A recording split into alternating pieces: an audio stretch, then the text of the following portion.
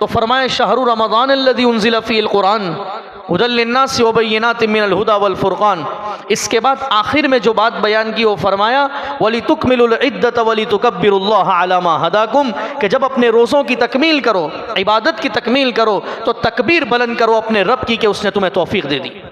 बहुत बड़ी अल्लाह की करम नवाज़ी है। जनाब रसूलुल्लाह सल्लल्लाहु अलैहि वसल्लम ने जब भी कोई अमल या दुआ बताई तो उसमें अल्लाह की तौफ़ीक़ को शामिल हल किया कि अल्लाह की तौफ़ीक़ के बग़ैर मुमकिन नहीं, वरना नमाजी मस्जिद के पड़ोस में घर है लेकिन तौफ़ीक़ नहीं नमाज की, कुरान का नुस्खा सामने है पढ़ने की तौफ़ीक़ नहीं, हरमैन शरीफैन के पड़ोस में रहता है लेकिन हरम की बरक़ात हासिल करने की तौफ़ीक़ नहीं।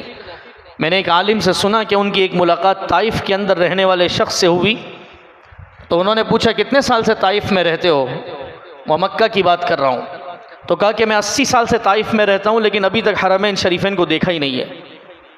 ये तौफ़ीक़ात है, ये अल्लाह ने आपको तौफ़ीक़ दी। बहुत सारे लोग बहुत करीब करीब जगहों पर से महरूम हैं। शुक्र अदा करो सबसे पहले अल्लाह का। इस आज की मजलिस की सबसे पहली बात यह है उसने तुम्हें हिदायत दी, वरना हमारी अगर ताकत को हम अपने बल बोते पे करें तो हम वज़ू नहीं कर सकते, हम वज़ू को उठा नहीं सकते, हम एक रकात का सजदा नहीं कर सकते। और अल्लाह ही हमें बताता है जब हमारे जिस्म से रूह निकल जाए तो हम उंगली को नहीं उठा सकते, हम पैर को नहीं उठा सकते। अल्लाह ने इतनी बड़ी सआदत दी कि हम रसूलुल्लाह सल्लल्लाहु अलैहि वसल्लम की हदीस के मिस्दाक बन गए कि मन क़ाम रमज़ान ईमानन व इहतिसाबन गुफ़िर लहू मा तक़द्दम मिन ज़ंबी, कि मौला तूने तौफ़ीक़ दी और आके 27 रातों के अंदर कुरान को सुना, किसी किताब को नहीं, कुरान को। कौन सा कुरान? व इन्नहु लतंज़ीलु रब्बिल आलमीन, जो अल्लाह ने उतार दिया। किस पर उतारा? नज़ल बिहिर रूहुल अमीन अला क़ल्बि लितकूना मिनल मुनज़िरीन बिलिसानिन अरबिय्यिन मुबीन। मज़े से पढ़ा, मज़े से सुना, एक एक हर्फ के अंदर क्या अनवारात थे हम सोच नहीं सकते। इसलिए उलमा ने बड़ी अजीब बात लिखी, फरमाया जैसे कि अल्लाह की तारीफ में हम कहते हैं ला युमकिनु सनाउ कमा काना हक़्क़ुहु, ये तो रसूलुल्लाह सल्लल्लाहु अलैहि वसल्लम की तारीफ है, उसमें भी ये कहते हैं कि आपके हक़ अदा नहीं कर सकते। हम अल्लाह की तारीफ में भी कहते हैं ला उस्सी सनाअन अलैका अंत कमा असनैत अला नफ्सी, कि अल्लाह तेरी तारीफ का हक़ अदा कर ही नहीं सकते। उलमा ने बड़ी अजीब बात लिखी, फरमाया जैसे अल्लाह की तारीफ का हक़ अदा नहीं कर सकते, कुरान के एक हर्फ की भी तारीफ का हक़ अदा नहीं कर सकते। अल्लाह ने उसमें कितने कमालात रखे हैं। फरमाया ये तो हम देखते हैं कि फ़ज़ाइल आमाल में पढ़ा कि एक हर्फ पढ़ो तो इतनी नेकियां, एक हर्फ पढ़ो तो इतनी नेकियां, एक लफ्ज़ की 10, फिर उसकी 20, फिर 30, फिर अल्लाह जिसका उसका अजर बढ़ा दे।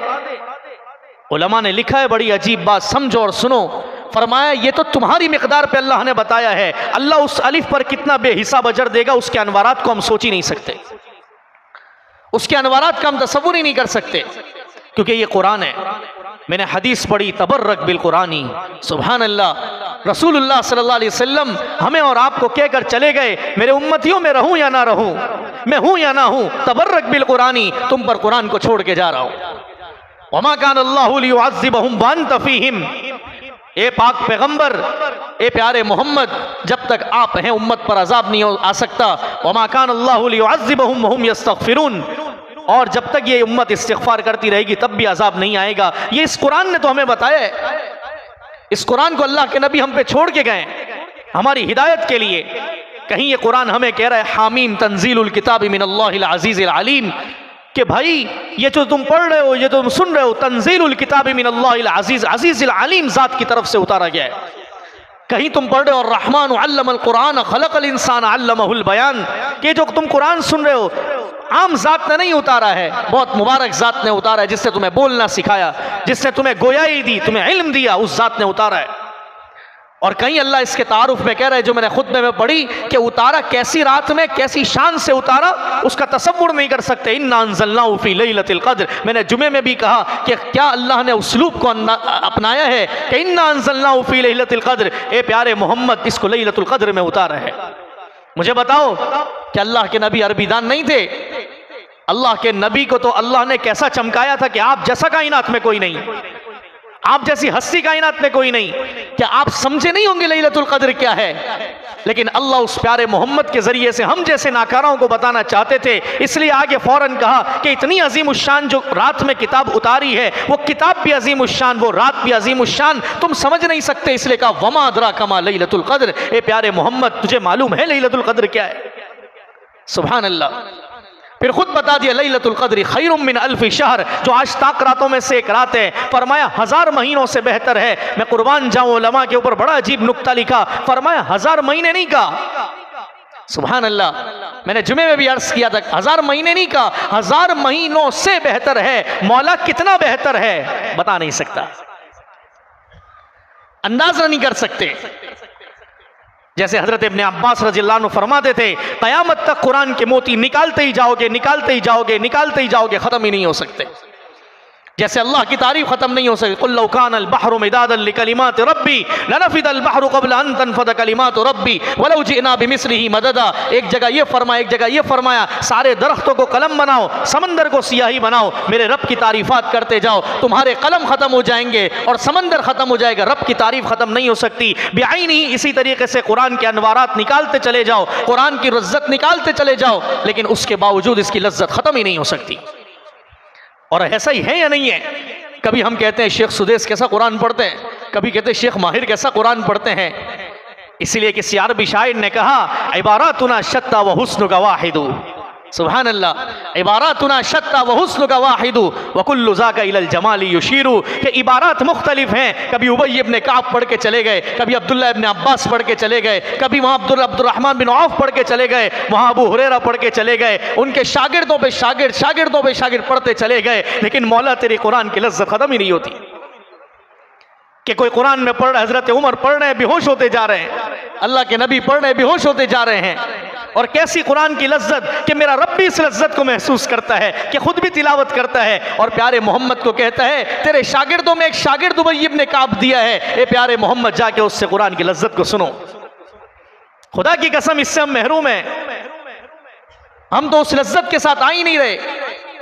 वरना कुरान की लज्जत तो ऐसी है जैसे कुरान ने 7वें बारे में कहा है, वइदा समिउ मा उन्ज़िला इलर रसूल तरा अयुनहुम तफीज़ु मिनद दम, कि जब सहाबा इस कुरान को सुनते तो रोना शुरू कर देते थे। बहुत खुशनसीब लोग हो, अल्लाह ने आपको सारे कायनात से उठाकर, इस इलाके से उठाकर, इस जान से उठाकर यहाँ कुरान सुनने बुलाया। कुरान, जो कुरान जनाब रसूलुल्लाह हजरत जिब्रील को सुनाते, हजरत जिब्रील प्यारे मोहम्मद को सुनाते, सुभान अल्लाह। अल्लाह ने उस तारीख को आपके साथ दोहरा दिया। और याद रखना दोस्तों, मैं बिल्कुल मुख्तसर बात करूंगा कि जो कुरान के साथ लगता है अल्लाह उसको इज्जत देता है, इससे आगे कोई बात नहीं है, इससे आगे कोई बात हो ही नहीं सकती। कुरान के एहतराम की वजह से अल्लाह इज्जत भी नसीब करता है, कुरान की बेअदबी की वजह से अल्लाह गिरा भी देता है। यह अल्लाह के नबी का फैसला है। आज कुरान की मजलिस में हम सब जमा है, ये कुरान है जो इज्जतों से नवाजता है, जो बुलंदियों से नवाजता है। मानो या ना मानो, यही कुरान ऐसी चीज है जो आपको बुलंदियों पर ले जाएगा, आपको इज्जत देगा। इसका एहतराम करोगे, अल्लाह आपको सारी कायनात के अंदर इज्जत नसीब कर देगा। इसलिए एक मकाम पे पढ़ा, बिश्र हाफी रहमतुल्लाह अलैह बहुत बड़े आदमी गुजरे हैं, तवज्जो से सुनना दोस्तों, बहुत बड़े आदमी गुजरे हैं। एक मर्तबा को इनसे मिलने चला गया और जब घर से बाहर निकल गए तो कहा कि मैंने बिश्र हाफी से कहने लगे वो शख्स, तवज्जो रखना थोड़ी, कहा बिश्र हाफी तुमसे मिलने आया हूं। कहा खैरियत? कहा बहुत बड़ी खुशखबरी तुम्हारे लिए लेकर आया हूं। कहा क्या खुशखबरी है? कहा मैं रात को सोया तो ख्वाब में जनाब रसूलुल्लाह सल्लल्लाहु अलैहि वसल्लम की जियारत हुई। अल्लाह हम सबको भी जियारत नसीब फरमा दे। फरमाया क्या हुआ? कहा प्यारे मोहम्मद ने कहा कि बिश्र हाफी को मेरा सलाम कहना। सुभान अल्लाह। कहा सलाम कहा है? कहा जी अल्लाह के नबी ने आपको सलाम कहा है, और अल्लाह के नबी ने फरमाया है कि बिश्र हाफी से कहना कि अल्लाह ने उसको अपने इश्क के लिए मुंतखब कर लिया है। सुभान अल्लाह कहो। अब बिश्र हाफी रो रहे, परेशान है। तो उस साइल ने कहा कि ख्वाब तो मैंने सुना दिया, तुझे रसूलुल्लाह सल्लल्लाहु अलैहि वसल्लम ने सलाम कहा है, हमें कोई यहाँ का बड़ा आदमी सलाम कह दे तो हमारी पता नहीं क्या हो जाता है। वहाँ तो प्यारे मोहम्मद ने ख्वाब में आके सलाम कहा कि बिश्र हाफी को कहो कि मोहम्मद सल्लल्लाहु अलैहि वसल्लम तुझे सलाम कह रहे हैं, अल्लाह ने तुझे अपने इश्क के लिए मुंतखब कर दिया। फरमाया बिश्र हाफी क्या किया है कि प्यारे मोहम्मद आके सलाम कह रहे हैं? का किया तो कुछ नहीं है, चंद दिन पहले एक अमल किया था। का क्या अमल किया?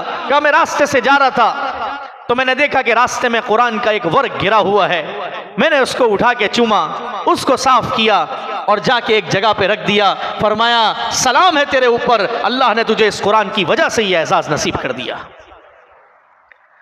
है। अल्लाह ने इस कुरान की वजह से तुझे एहसास नसीब कर दिया कि आज रसूलुल्लाह सल्लल्लाहु अलैहि वसल्लम तुझे सलाम कह रहे हैं। अल्लाह ने तुझे अपने इश्क के लिए, अरे कौन दुनिया में नहीं चाहता जी कि अल्लाह उसको अपना इश्क नसीब कर दे। रोजे क्यों रख रहे हो, अल्लाह इश्क दे दे। कुरान की तिलावत क्यों कर रहे हो, अल्लाह इश्क दे दे। लोगों के साथ हुस्न सुलूक क्यों कर रहे हो, अल्लाह इश्क दे दे। लैलतुल कदर में क्यों इबादत कर रहे हो, मौला इश्क दे दे। तेरे इश्क के लिए दुनिया में आए हैं। और बिशरे हाफी को इश्क मिल गया इस कुरान की इज्जत पर। और फिर अल्लाह ने कैसा नवाजा। इमाम अहमद बिन हम्बल रहमतुल्लाह अलैह के ज़माने के ये आदमी हैं। तो इमाम अहमद बिन हम्बल रहमतुल्लाह अलैह की मजलिस में आके बैठते थे और इमाम अहमद बिन हम्बल रहमतुल्लाह अलैह से मसाइल के सवालात करते थे। तो लोगों ने देखा कि बिश्र हाफी इमाम अहमद बिन हम्बल रहमतुल्लाह अलैह से मसाइल के सवालात करते हैं और इमाम अहमद बिन हम्बल रहमतुल्लाह अलैह बाद में इनके पास भी जाते हैं। तो ये समझ में नहीं आया कि अहमद बिन हम्बल बिश्र हाफी के पास क्यों जा रहे। तो किसी ने इमाम अहमद बिन हम्बल से सवाल किया कि आप बिश्र हाफी के पास क्यों जाते हैं, आप तो वक्त के इमाम हैं। इमाम अहमद बिन हम्बल बहुत बड़े इमाम गुजरे हैं, आज फिक़ह हम्बली हरमैन में राइज है, चल रही है। तो इमाम अहमद बिन हम्बल ने जवाब दिया, तवज्जो से सुनना तो बड़ा मजा आ जाएगा। फरमाया कि वो बिश्र हाफी मुझसे कुरान सीखने आता है, कुरान के मसाइल सीखने आता है, शरीयत सीखने आता है, और मैं बिश्र हाफी के पास साहिब कुरान का इश्क लेने के लिए जाता हूं। उसके पास साहिब कुरान है, उसके पास साहिब कुरान है। सहाबा क्या कुरान को नहीं पढ़ सकते थे, क्या वो अरब नहीं थे? लेकिन जब उनसे पूछा जाता तो कहते हम तो प्यारे मोहम्मद के जलवे लेने के लिए आते हैं, हम तो वो साहिब कुरान को देखने के लिए आते हैं। फरमाया कि ये मेरे पास कुरान सीखने आता है और मैं इसके पास साहिब कुरान का इश्क लेने के लिए जाता हूं। बहुत बड़ी किताब है। मैंने आपको जुमे में भी गालिबन अर्ज किया था कि तौरात, ज़बूर, इंजील उसका कोई मुकम्मल हाफिज नहीं बन सकता था, उसको देखकर पढ़ा जाता था, उसको कोई हिफ्ज नहीं कर सकता था पूरा मुकम्मल। अल्लाह ने इस कुरान को खुसूसियत ये दी कि इसको बच्चे से लेकर बूढ़े तक हिफ्ज भी किया जा सकता है। और अल्लाह ने इसी हिफ्ज की वजह से फरमाया नहनु नज़्ज़लना ज़िक्र व इन्ना लहू लहाफ़िज़ून। आपने देख लिया 27 रातों में इमाम ने खड़े होकर कुरान सुना दिया और आपके मुबारक कानों ने उसको सुन लिया। ये अल्लाह ने इस कुरान की ऐसे हिफाजत की है और आपको अल्लाह ने सआदत नसीब की है। कायनात के खुश नसीब लोग हो, इससे बड़ी कोई खुश नसीबी नहीं कि कुरान पढ़ा जाए और आप सुने। मुझे बताओ पूरे साल ये सआदत नसीब होती है? फर्ज नमाज में 4 मिनट 5 मिनट की तिलावत होगी और यहां पर पूरा कुरान सुनना, एक एक हर्फ सुनना, क्या लज्जतें मिल रही होगी, क्या अल्लाह राजी हो रहे होंगे। इसीलिए तो मेरे नबी ने फरमाया जब खत्म कुरान की मजलिस होती है तो अल्लाह भी जोश में आता है, वह इज्जती व जलाली के नगमे गाता है। फरिश्तों को 1 नहीं 2 नहीं 3 नहीं 1000 नहीं 4000 फरिश्तों को भेजता है। जाओ, तुम कहते थे कि ये जमीन में फसाद मचाएंगे, सुनो इनके कुरान को, ये कैसा कुरान पढ़ रहे हैं। आज मिनल जिन्नति वन नास के बाद ये इस मजलिस के अंदर जो जो दुआ करे तुम 4000 फरिश्तों को आमीन कहना है। जाओ इनकी मजलिस के अंदर, और ऐसा कुरान कि जो इससे इश्क करे, मोहब्बत करे, अल्लाह उसके सीने को तो मुबारक करता ही करता है, अल्लाह उसकी जुबान को भी मुबारक कर देता है।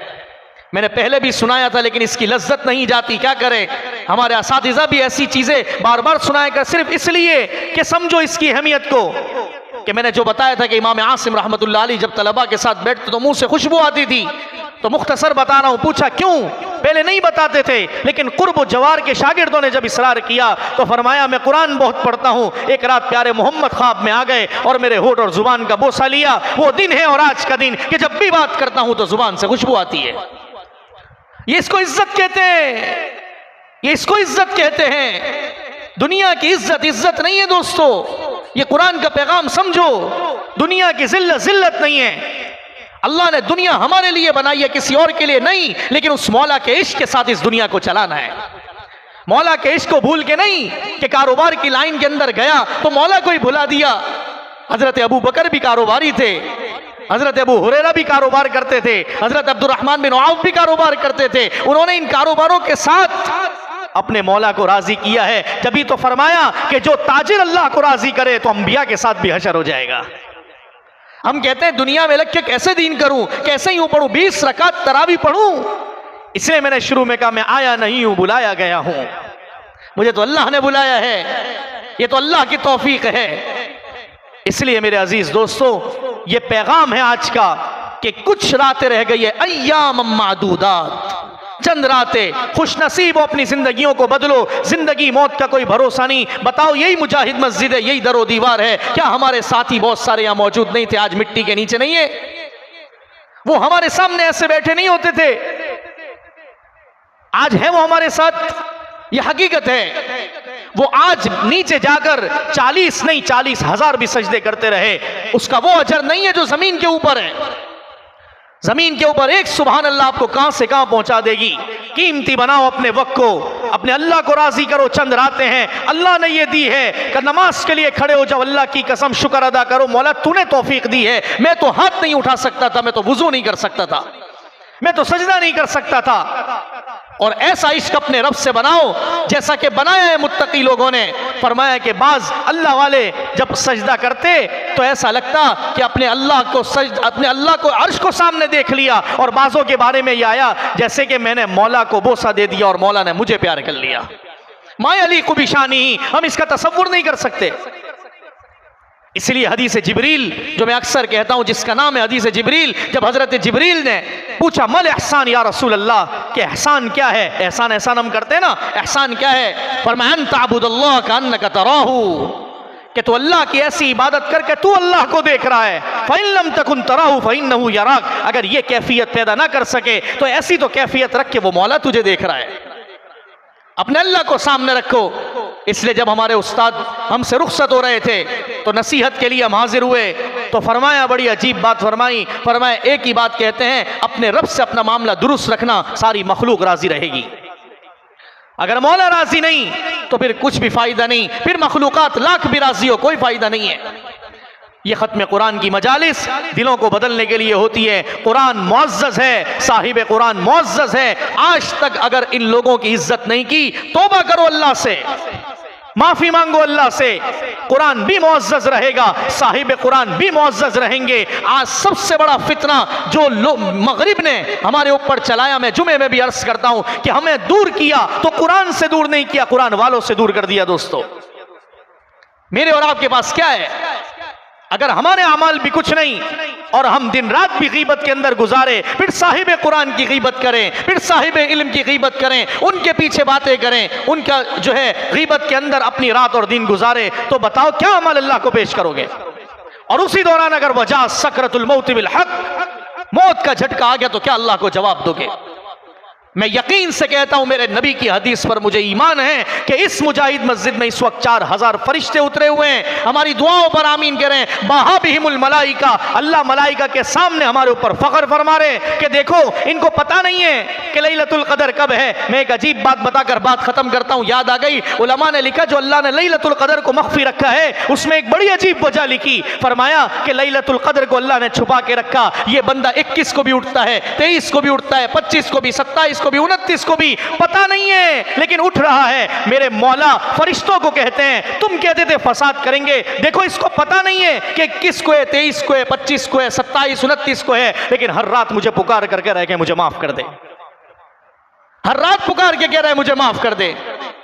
तो ये माफी की मजलिसें हैं, ये तौबा की मजलिसें हैं, बहुत बड़ा मजमा है। और आप माशाल्लाह आए नहीं हैं, अल्लाह आपको लेकर आया है, अल्लाह ने आपको चुना है, अल्लाह ने आपको कबूल किया है। अल्लाह से तौबा करिए। हुकूकुल्लाह में कमी है, अल्लाह से माफ़ी मांगो। हुकूकुल इबाद में कमी है, लोगों से माफ़ी मांगो। नहीं मांग सकते, उनके लिए इसाले सवाब करो, अमाल का सदका उनको भेजो, अल्लाह उनके दिलों को नरम कर देगा। लेकिन हुकूकुल इबाद की कमी को छोड़कर ईद को नहीं मनाना, लैलतुल कदर नहीं गुजारना, कोई फायदा नहीं, कोई फायदा नहीं। ये इस कुरान के ख़त्म का पैगाम है। अगर हम समझ जाएं, और जैसे आज मौलाना ने यहाँ खड़े होकर कुरान पढ़ाया है,